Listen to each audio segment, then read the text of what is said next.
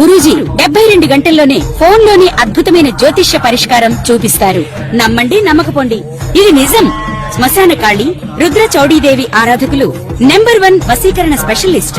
గురూజీ మనిషి పుట్టుక నుండి చనిపోయే వరకు వచ్చే అన్ని క్లిష్టమైన సమస్యలకు పరిష్కారం ఇక్కడ లభిస్తుంది. విద్య, ఉద్యోగం, వ్యవహారం, స్త్రీ ప్రేమ, పెళ్లి, సంతానం, స్త్రీ పురుష వశీకరణం, భూవశం, భార్యాభర్తల కలహాలు, కోర్టు సమస్యలు, విడాకుల సమస్యలు, చేతబడి, అప్పుల బాధ, ఇంకా మీకు ఎలాంటి సమస్యలు ఉన్నా 72 గంటల్లోనే శాశ్వత పరిష్కారం చేయబడును. శ్రీమాత్రే నమః.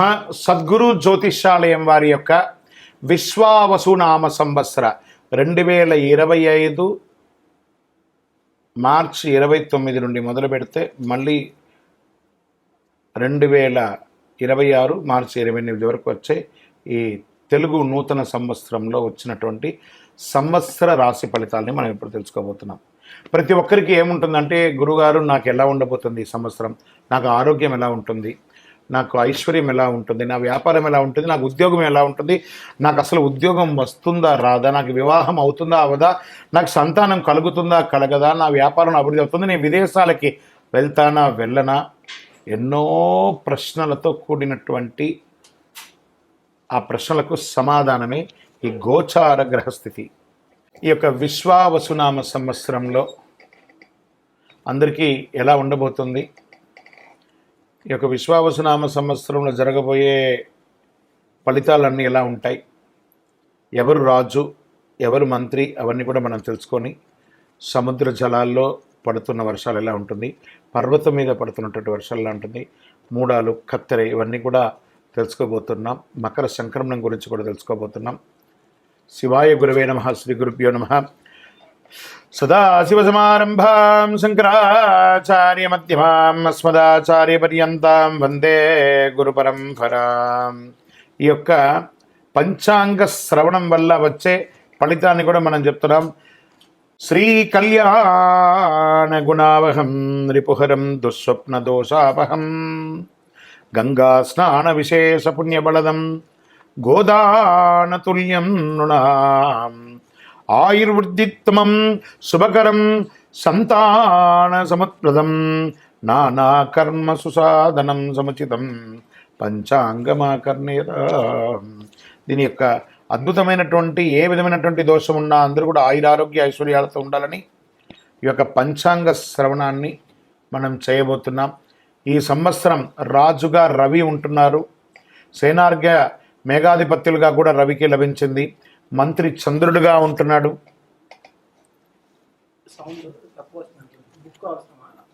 సస్యాధిపతి గురువు, ధాన్యాధిపతి కుజుడు, రసాధిపతి శని, నీరసాధిపతి బుధుడు, నవనాయకుల్లో 6 పాపులు, 3 శుభులు ఒకటచే దేశమున కాస్త అశాంతి, అలజడులు, రాజకీయ ఆందోళన, ప్రకృతి ఉత్పాదనలు కలిగే అవకాశాలు మెరుగ్గా కనబడుతున్నాయి.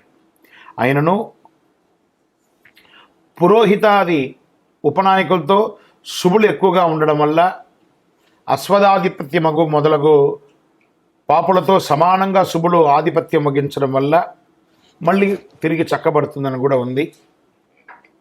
మొత్తం మీద కొన్ని ఇబ్బందులు, దేశము సుభిక్షంగానే ఉంటుంది. సస్యాధిపతి గురువు, ధాన్యాధిపతి కుజుడు ఆయన పచ్చని ధాన్యములు, ఎరుపు భూములు చక్కగా ఫలిస్తుందని కూడా చెప్పడం జరుగుతుంది. నల్లరేగిడి మట్టి కూడా పెరుగుతుందని చెప్తారు.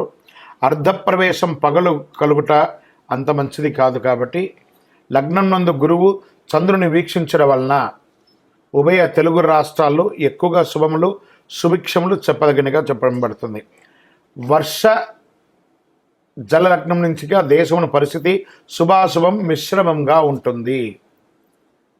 2 లగ్నములకు సప్తమున పాపగ్రహం ఉండడం చేత కొన్ని తావులు దుర్భిక్షం, పంటలు హాని కూడా జరిగే అవకాశాలు ఉన్నాయి. చైత్ర భాద్రపద పుష్యమాసాల్లో క్లిష్టంగాను, వైశాఖ శ్రవణ ఆశ్వేజ మాఘమాసంలో మధ్యమంగాను, జ్యేష్ఠ ఆషాఢ కర్తరి మార్గశిర మాస పాల్గొనంలో ఉత్తమంగా ఉంటుందని కూడా చెప్పడం జరుగుతుంది.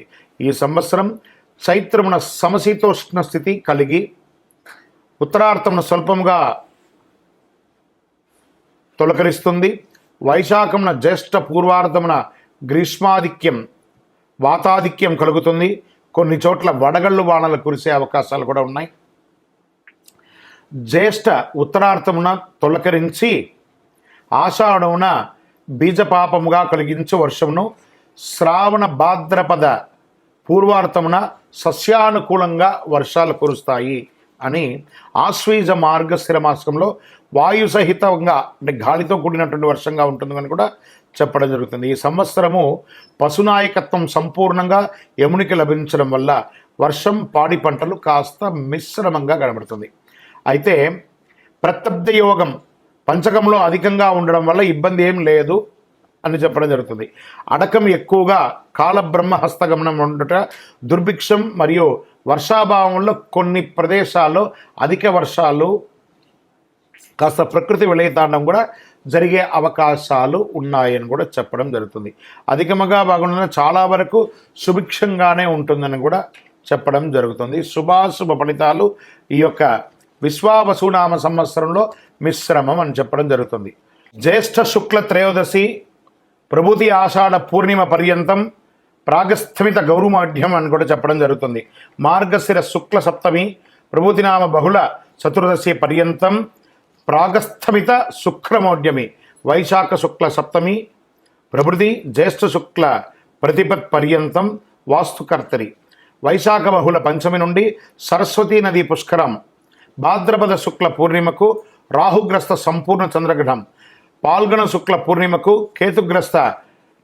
గ్రస్తోదయ చంద్రగ్రహణం కలుగుతుందని పంచాంగంలో చెప్పబడుతుంది. ఈ సంవత్సరంలో పంచవత్సరాత్మలకు ద్వాదశ యుగంలో విశ్వే దేవతాగమగు ఈ 8వ యుగంలో చతుర్థము అనువత్సర సంజగ్నము ప్రజాపతి దేవతాగమగుణం శ్రీ విశ్వావసునామ సంవత్సరంలో ధాన్యాదానం చేసిన మహాపుణ్యమని, ధాన్యమంతా కూడా దానం చేయడం వల్ల శాస్త్రములందు కూడా చెప్పడం జరుగుతుంది.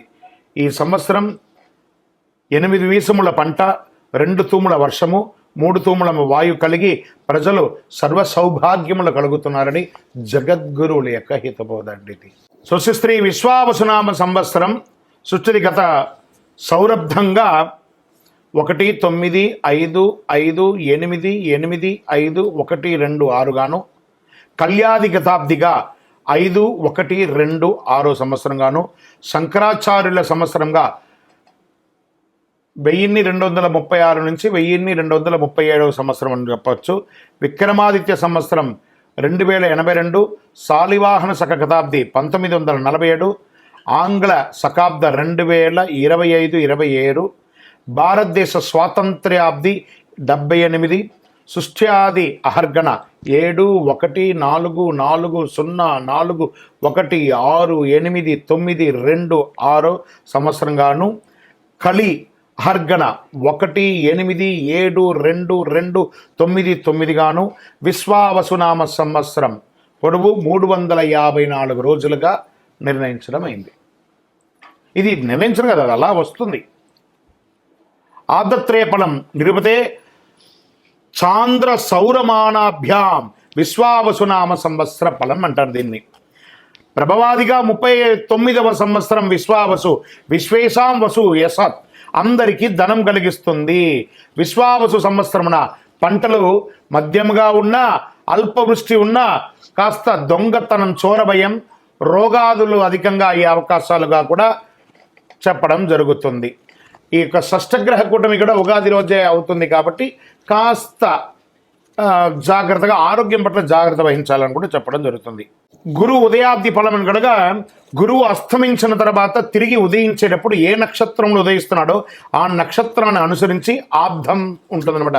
జూలై 9, 2025 గురు ఆరుద్ర నక్షత్రం 2వ పాదంలో ఉదయిస్తున్నారు. కావున మార్గశీర్షాబ్దం అని కూడా చెప్తున్నారు. మార్గశీర్షాబ్దం మిడతలు, పక్షులు, ఎలుకలు, మృగములు మొదలగు వాటి వల్ల సస్యములు నశింపజేసే అవకాశాలు ఎక్కువ ఉన్నాయి, తక్కువ పడతాయి, రోగపీడితం అధికం అవుతుందని కూడా చెప్పడం జరుగుతుంది. విశ్వావసునామ సంవత్సరంలో రాజాది నవనాయకుల్ని విడివిడిగా మనం ఇప్పుడు తెలుసుకుంటాం. చైత్రశుద్ధ పాడ్యమి వారాధిపతి రాజు రవి.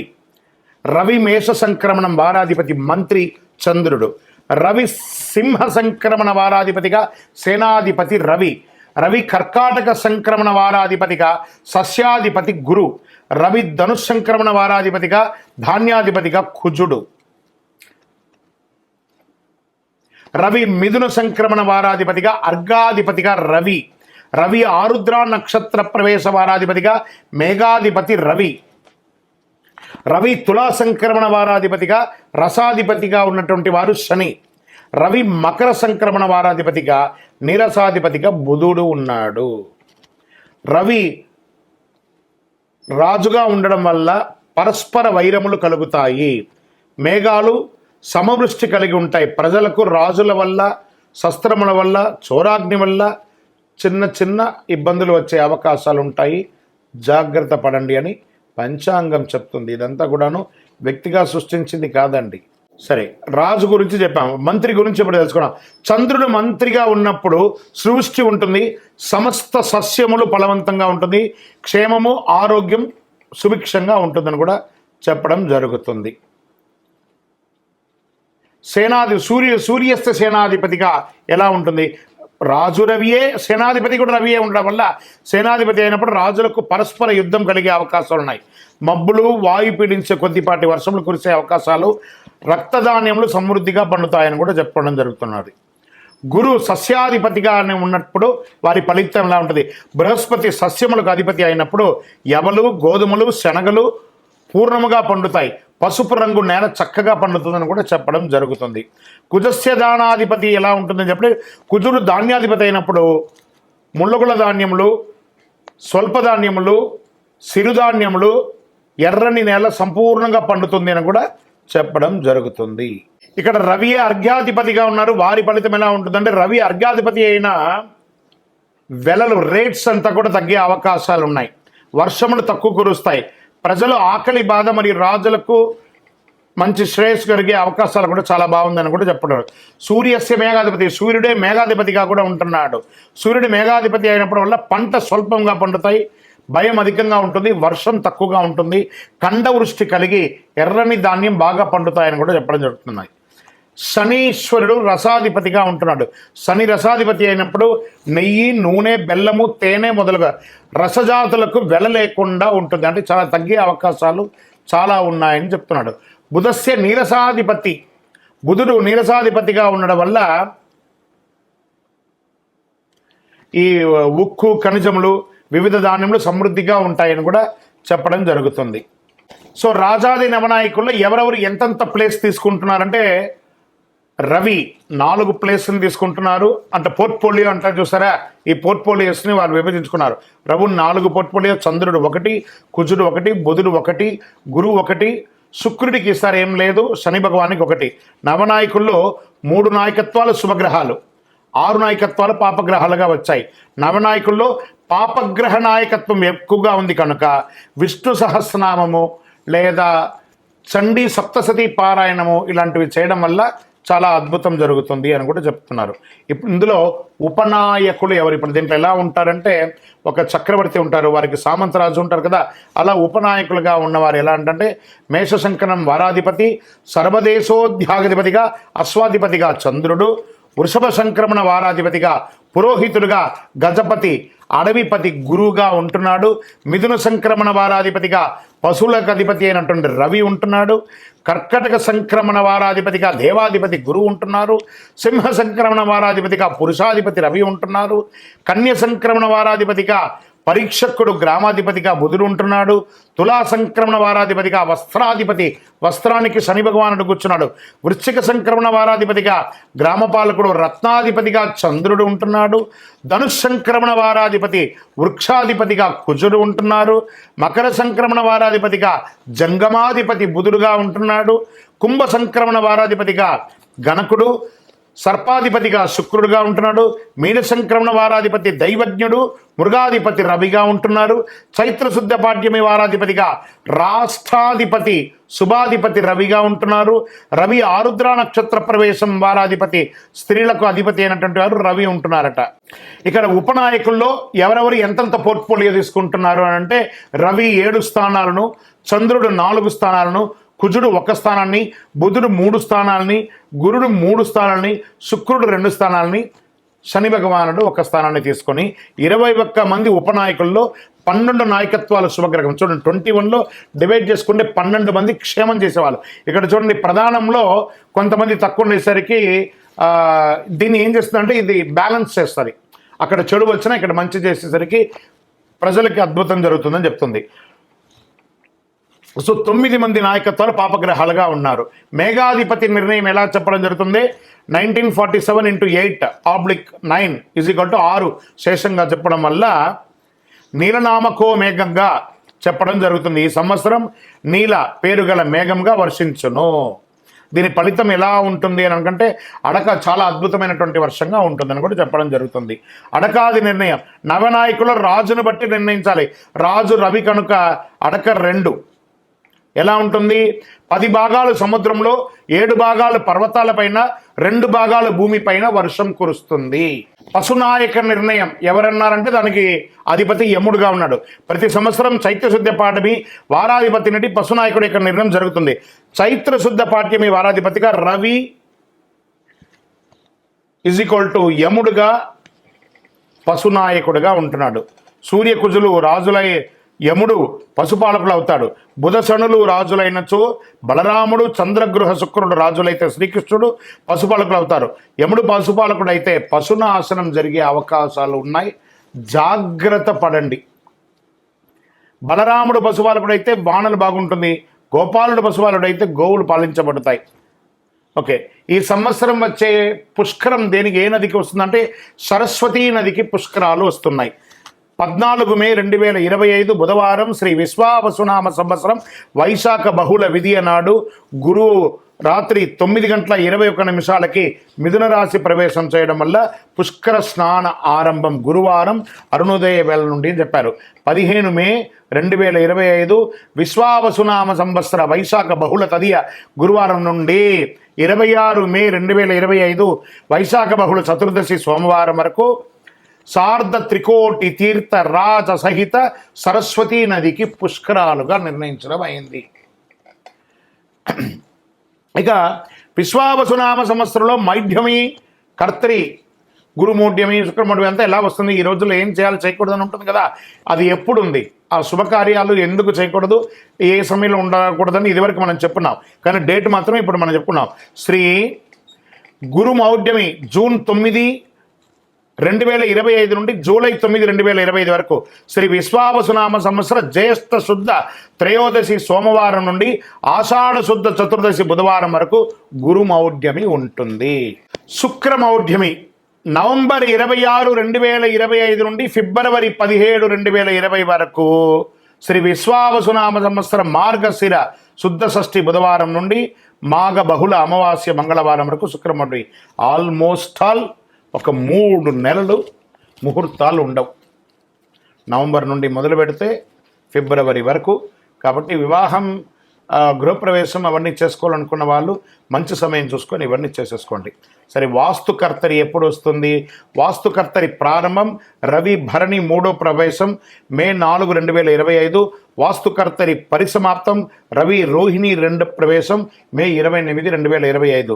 శ్రీ విశ్వావసునామ సంవత్సర వైశాఖ శుద్ధ సప్తమి నుండి జ్యేష్ఠ శుద్ధ పాఠ్యమి వరకు వాస్తుకర్తరి ఉంటుంది. ఈ సమయాల్లో ఏ విధమైనటువంటి శుభకార్యాలు చేయకూడదు అంటారు. రవి ఆరుద్ర నక్షత్రం ప్రవేశం ఎలా ఉంటుందంటే జూన్ 22, 2025 రవి ఆరుద్ర 1 మధ్యాహ్నం 2:10 రవి ఆరుద్ర నక్షత్ర ప్రవేశం. విశ్వావసునామ సంవత్సర జ్యేష్ఠ శుద్ధ బహుళ ద్వాదశి నాడు రవి ఆరుద్ర నక్షత్ర ప్రవేశం చేస్తుంది. తిథి బహుళ ద్వాదశి ఉత్తమం, వారం ఆదివారం పశుపక్షం, నక్షత్రం భరణి దానివల్ల అశుభం, యోగ సుకర్మం సువృష్టి, కరణం బాలువ సువిక్షం, లగ్నం తుల వృష్టి, పగలు రాత్రి ఫలం పగలు, సస్యనాశనం. పై 7 అంశాలు 4 అంశాలు అనుకూలంగా ఉండడం వల్ల రవి ఆరుద్ర నక్షత్ర ఫలితాలు ఈ సంవత్సరం శుభప్రదంగా వర్షాలు కురుస్తాయని చెప్పడం జరుగుతుంది. గ్రహణాలు ఈ సంవత్సరంలో ఎప్పుడుంది? సంపూర్ణ చంద్రగ్రహణం సెప్టెంబర్ 7, 2025 రాత్రి 11:41 భాద్రపద శుద్ధ పౌర్ణమి ఆదివారం పూర్వాభాద్ర నక్షత్ర కుంభరాశిలో సంపూర్ణ చంద్రగ్రహణం ఉందని చెప్పబడుతుంది. చంద్రగ్రహణం మొదలు రాత్రి 9:55 సంపూర్ణ గ్రహ ప్రారంభం రాత్రి 10:55 గ్రహణ మధ్యకాలం రాత్రి 11:41 సంపూర్ణ గ్రహణ అత్యంత కాలం రాత్రి 12:24 చంద్రగ్రహణ సమాప్తి 1:26 అని చెప్పడం జరుగుతుంది. గ్రహణ గోచార ధనుసు, కన్యా, వృషభ, మేషరాశులకు శుభం, మకర, తుల, సింహ, మిథున రాశులకి మధ్యమం, కుంభ, వృశ్చిక, కర్కాటక రాశి వారికి అశుభంగా ఉంటుంది. జాగ్రత్త పడండి. తర్వాత సంపూర్ణ చంద్రగ్రహణం లాగే పాక్షిక చంద్రగ్రహణం కూడా ఉంది. మార్చి 3, 2026 సాయంత్రం 5:03 నుండి సాయంత్రం 6:22 వరకు విడుపవుతుందని కూడా చెప్తుంది. పాల్గొన శుద్ధ పౌర్ణమి మంగళవారం పుబ్బా నక్షత్రంలో సింహరాశిలో పాక్షిక చంద్రగ్రహణం ప్రారంభం మధ్యాహ్నం 3:20 గ్రహ మధ్యకాలం సాయంత్రం 6:03 చంద్రోదయం సాయంత్రం 6:22 పాక్షిక గ్రహణ అంత్యకాలం సాయంత్రం 6:47 ఈ గ్రహణం అధిక శాతం పగటి కాలంలో పడుతుంది. చంద్రోదయమైన తర్వాతనే పాక్షిక గ్రహణం అంత్యకాలం కనబడడం అవకాశం ఉంది. పగటి కాలంలో వచ్చే చంద్రగ్రహణం ప్రాముఖ్యత తక్కువ. గ్రహణ గోచారం మిథున, మీన, వృశ్చిక, తులారాశులకి శుభం, కర్కాటక, మేష, కుంభ, ధనుసు రాశిలకి మధ్యఫలం, సింహ, వృషభ, మకర, కన్యా రాశులకి అశుభంగా చెప్పడం జరుగుతుంది. గ్రహణ దోషం ఉన్నవారు చంద్రగ్రహణం నందు వెండి నాగ పడగ కానీ లేదా చక్కగా ఒక బ్రాహ్మణులకి ఒక సాహిత్యం కానీ ఇచ్చి నమస్కారం చేసుకొని ప్రాయచిత్తం చేసుకోవచ్చు అని కూడా చెప్పడం జరుగుతుంది. శ్రీ విశ్వావసునామ సంవత్సరం సంక్రాంతి పురుష లక్షణం అని కూడా చెప్పచ్చు. జనవరి 14, 2026 బుధవారం నాడు రవి ఉత్తరాషాఢ 2 రాత్రి 8:12 మకర సంక్రమణం చేపడుతుంది. జనవరి 14, 2020 నాటి పంచాంగంలో బుధవారం పుష్యమి నక్షత్రం బహుళ ఏకాదశి సాయంత్రం 5:05 అనురాధ రాత్రి 2:39 గంట రాత్రి 8:03 భలవ సాయంత్రం 5:05 కౌలవ తెల్లవారుజామున ఉదయం 6:10 పక్షం బహుళ దేశ సుభిక్ష క్షేమారోగ్యం కలిగి అద్భుతంగా ఉంటుంది. తిథి ద్వాదశి సుఖము వారం బుధవారం కావున సంక్రాంతి పురుషుడు మందాకిని నామం కలిగి ఉండడం రాజులకు ఉపద్రవాలు కలిగే అవకాశాలు ఉన్నాయి. కుంకుమ స్నానం చే శుభం కలుగుతుంది. చిత్రవస్త్రములు శంఖచంద్రములు ధరలు కలిగే అవకాశాలు ఉన్నాయి. కరణం కౌలవ కరణం కనుక పసుపు వస్త్రధారణ వల్ల యుద్ధజన కాలంలో కుంకుమ గంధ లేపనం వల్ల ఆకలి ఎక్కువ అవుతుంది. స్త్రీ పురుషులకు గొడవలు అయ్యే అవకాశాలు ఎక్కువ కనబడుతున్నాయి. వెండి ధరించడం వల్ల వెల పెరుగుతుంది. రాగి పాత్ర భోజనం వల్ల లోహనాశనం, భక్ష్యం భుజించడం వల్ల ప్రజాపీడ, మామిడి పండు భుజించడం వల్ల నటులకు ఇబ్బంది, కత్తి ఆయుధం ధరించడం వల్ల ప్రజలకు క్షుద్బాధ, వ్యాధి, అగ్నిభయం కలుగుతుంది. మకర సంక్రమణం వల్ల పీతఛత్రం వల్ల శుభము, వరాహ వాహనం ఎక్కడం వల్ల రాజపీడ, ప్రజాముఖంతో ఉండడం వల్ల వర్షబలంలో అధికంగా నిల్చొని ఉండడం వల్ల సృష్టి, ఉత్తరగమనం వల్ల ఉత్తర దేశము సుభిక్షంగా ఉంటుంది అని కూడా చెప్పడం జరుగుతుంది. లగ్నం సింహ పురుష చింతం రాత్రి ఫలం శూద్రులకు ఇబ్బంది. సంక్రాంతి పుణ్యకాలం జనవరి 14, 2026 బుధవారం నాడు రవి ఉత్తరాషాఢ రాత్రి 8:12 మకర సంక్రమణం చేయబడుతుంది. ఇప్పుడు మనం ఈ యొక్క శ్రీ విశ్వావసునామ సంవత్సరంలో కందాయ ఫలములు సంవత్సర ఫలాన్ని కూడా మనం చెప్పుకుంటున్నాం. అశ్విని నక్షత్రం కందాయ ఫలంగా 304, భరణి నక్షత్రం 611, కృత్తికా నక్షత్రం 123, రోహిణీ నక్షత్రం 400, మృగశిర నక్షత్రం 712, ఆరుద్ర నక్షత్రం 224, పునర్వసు నక్షత్రం 501, పుష్యమి నక్షత్రం 013, ఆశ్లేష నక్షత్రం 320, మకా నక్షత్రం 602, పుబ్బా నక్షత్రం 114, ఉత్తరా నక్షత్రం 421, హస్త నక్షత్రం 703, చిత్తా నక్షత్రం 210, స్వాతి నక్షత్రం 522, విశాఖ నక్షత్రం 004, అనురాధ నక్షత్రం 311, జ్యేష్ఠ నక్షత్రం 623, మూలా నక్షత్రం 100, పూర్వాషాఢ నక్షత్రం 412, ఉత్తరాషాఢ నక్షత్రం 724, శ్రవణ నక్షత్రం 201, ధనిష్ఠ నక్షత్రం 513, శతభిష నక్షత్రం 020, పూర్వభద్ర నక్షత్రం 302, ఉత్తరాభాద్ర నక్షత్రం 6, 1, 4, రేవతి నక్షత్రం 1, 2, 1. శ్రీ విశ్వావసునామ సంవత్సరం చైత్రశుద్ధ్య పాడ్యమి 1 ఆదివారం, 1 రేవతి నక్షత్రం, 27 ఇంద్రయోగం, 26 భవకరణం, 1 మొత్తం 56. విశ్వావసునామ సంవత్సరానికి వచ్చిన పదం బేసి సంఖ్య ధనలాభం, సరి సంఖ్య సమఫలం, 0 సంఖ్య శూన్యఫలం. మొదటి కందాయం 3, 8, 0 అయితే వ్యాధి, రెండవ కందాయం 7, 3, 0 అయితే భయం, మూడవ కందాయం 2, 5, 0 అయితే కీడు, 3, 0 అయితే ఫలితం కూడా శూన్యమే.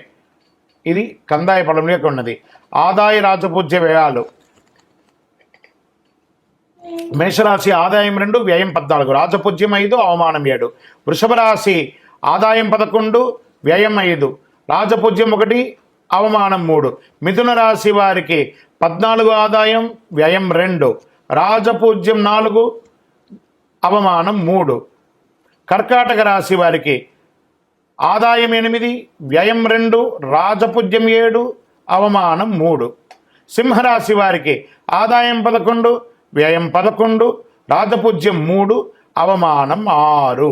కన్యారాశి వారికి ఆదాయం 14, వ్యయం 2, రాజపూజ్యం 6, అవమానం 6.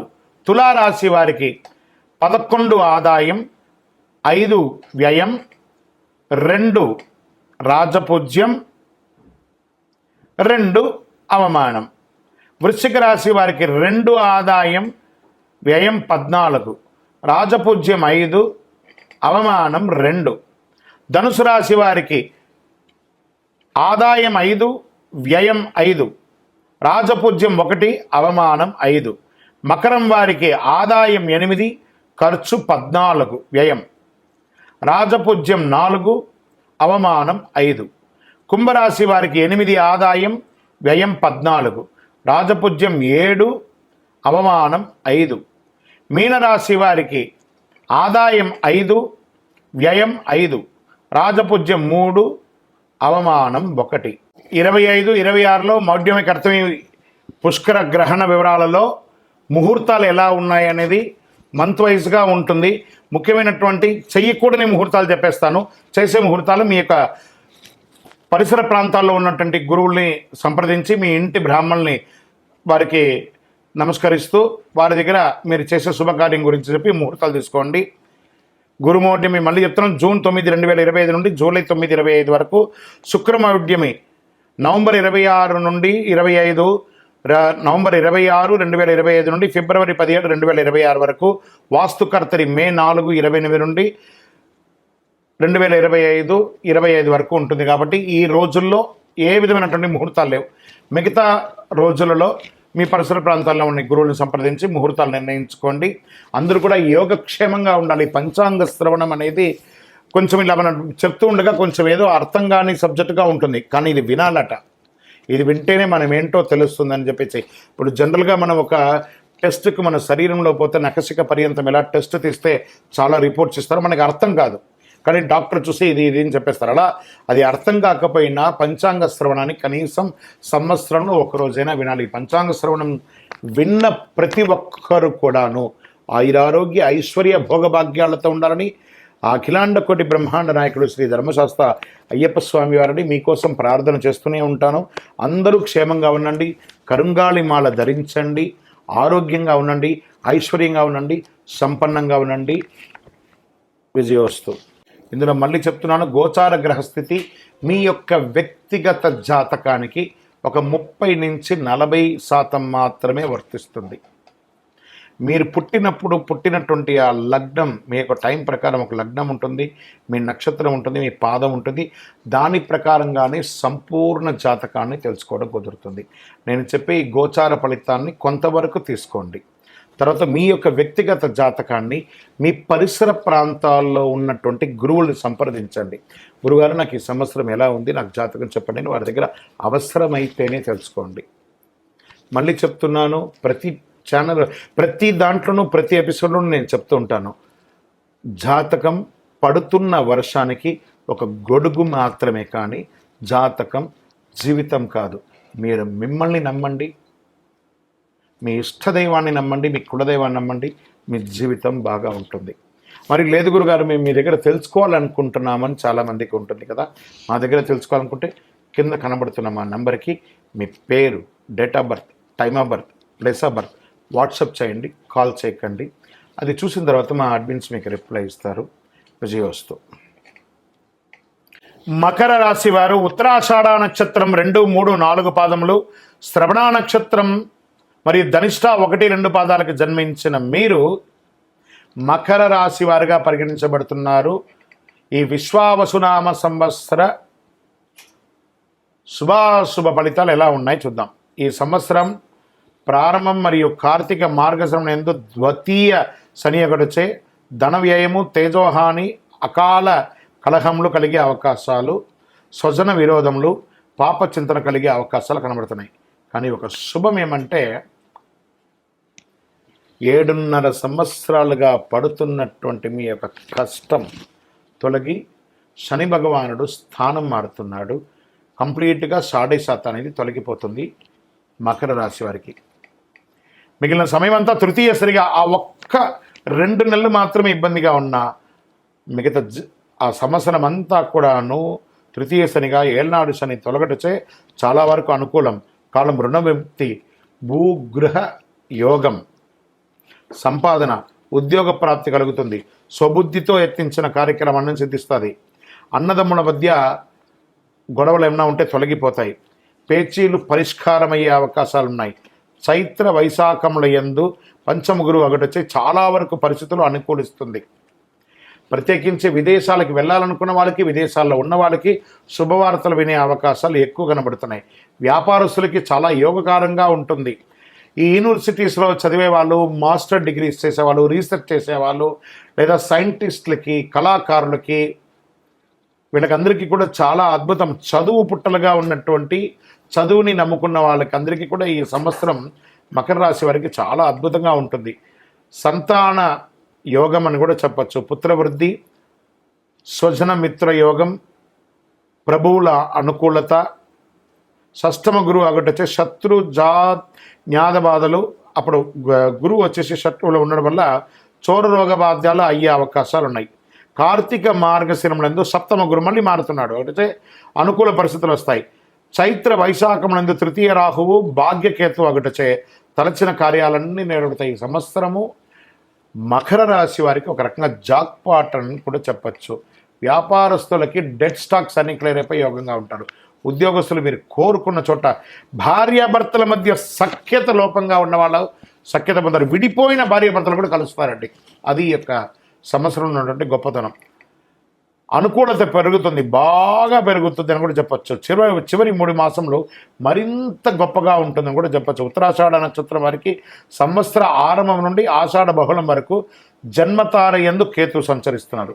ధనిష్ట వారికి ఆషాఢ బహుళం నుండి సంవత్సరాంతం వరకు నైదన తార యందు కేతు సంచరిస్తున్నారు. మొత్తం మీద మీరు ఆరోగ్యపరంగా కాస్త జాగ్రత్త ఉండాలి అని కూడా చెప్పడం జరుగుతుంది. వాహనం నడిపేటప్పుడు జాగ్రత్త అని కూడా చెప్పడం జరుగుతుంది. ఓవరాల్ దైవ బలం, గ్రహ బలం అనుకూలంగా ఉంది. నూతన వాహన యోగం, గృహయోగం, రియల్ ఎస్టేట్ రంగం వారికి చాలా బాగుంది అని కూడా చెప్పచ్చు. రియల్ ఎస్టేట్ రంగంలో ఇనుము లేదా ఈ యొక్క ఇసుక, కంకర, ఇటుకరాలు, దానికి సంబంధించిన మెటీరియల్స్, ఈ యొక్క ఆయిల్, బెవరేజ్ అవన్నీ కూడా మీకు చాలా కలిసి వస్తుంది. ఇవన్నీ కూడా లిక్విడ్ ఐటమ్గా ఉన్న వ్యాపారం ఉన్న వాళ్ళకందరికీ కూడా ఇది యోగం అని కూడా చెప్పడం జరుగుతుంది. మీరు వేసినటువంటి విత్తనం 3 పువ్వులు 6 కాయలుగా పెరుగుతుందని చెప్పచ్చు. భూమి కూడా చాలా కలిసి వస్తుందని కూడా చెప్పబడుతుంది. మీ యొక్క ఇష్ట దైవాన్ని ప్రార్థన చేయండి. మీ యొక్క లక్కీ నంబర్ 5 మరియు 8 కూడా మీకు చాలా కలిసి వచ్చే ఒక అద్భుతమైనటువంటి నంబర్ అని కూడా చెప్పచ్చు. వైట్ ఆర్ చందనం కలర్ మీకు చాలా కలిసి వస్తుందని కూడా చెప్పడం జరుగుతుంది. మీ యొక్క వయస్సు సంఖ్య ఎంత ఉందో అన్ని దీపాలని శివాలయంలో ప్రదోషకాలం సాయంత్రంలో వెళ్ళి దీపం వెలిగించండి. మీ వయసు, మీ యొక్క నక్షత్రం రోజు ఆ శివాలయంలో పోయి చక్కగా ప్రదోషకాలంలో దీపం వెలిగించండి. ఇందులో మళ్ళీ చెప్తున్నాను, గోచార గ్రహస్థితి మీ యొక్క వ్యక్తిగత జాతకానికి ఒక 30 నుంచి 40% మాత్రమే వర్తిస్తుంది. మీరు పుట్టినటువంటి ఆ లగ్నం, మీ యొక్క టైం ప్రకారం ఒక లగ్నం ఉంటుంది, మీ నక్షత్రం ఉంటుంది, మీ పాదం ఉంటుంది. దాని ప్రకారంగానే సంపూర్ణ జాతకాన్ని తెలుసుకోవడం కుదురుతుంది. నేను చెప్పే ఈ గోచార ఫలితాన్ని కొంతవరకు తీసుకోండి.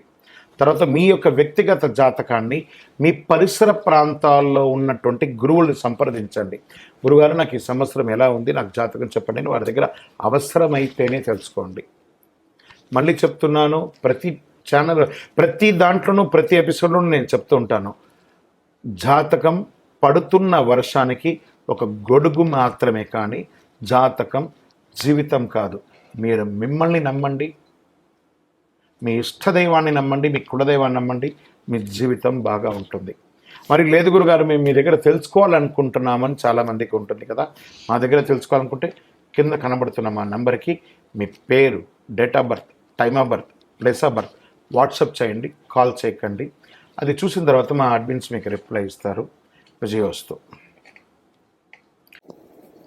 ప్రేక్షక మిత్రులందరికీ, మా యొక్క ఛానల్ చూస్తున్నటువంటి ప్రతి ప్రేక్షక మిత్రులందరూ మీరందరూ కూడా ఈ విశ్వావసు నామ సంవత్సరం అద్భుతమైనటువంటి ఫలితాలు పొందాలని, మరియు రాజా రామచంద్ర స్వామి వారి యొక్క కళ్యాణం కూడా అద్భుతంగా జరగాలని, ఇంతింతై వటుడింతై అన్నట్టుగా మీ యొక్క జీవితంలో ఎన్నో ఆనందాలు కలగాలని మనస్ఫూర్తిగా ప్రార్థన చేస్తూ శుభాకాంక్షలు తెలుపుతున్నాం. మా ఛానల్ చూస్తున్నటువంటి ప్రేక్షక మిత్రులందరూ కూడా ఒక్కసారి, కొత్త సంవత్సరం కదా, మా ప్రోగ్రాంకి ఒక లైక్ చేయండి, సబ్స్క్రైబ్ చేయండి, ఇతరులకు షేర్ చేయండి. పక్కన ఒక గంట గుర్తు, పూజతోనే ప్రారంభం కదా, ఉగాది పూజనే, రామచంద్ర స్వామి పూజనే, కాబట్టి గంటతో ప్రారంభించి సాధిద్దాం. పక్కన ఉన్న గంట గుర్తును కూడా గుర్తి అలా క్లిక్ చేసేసేయండి. చాలా అద్భుతమైనటువంటి విషయాలంతా కూడా మీ అలా క్లిక్ క్లిక్ క్లిక్ క్లిక్ అని వచ్చేస్తుంది మీ దగ్గరికి. నమస్కారం.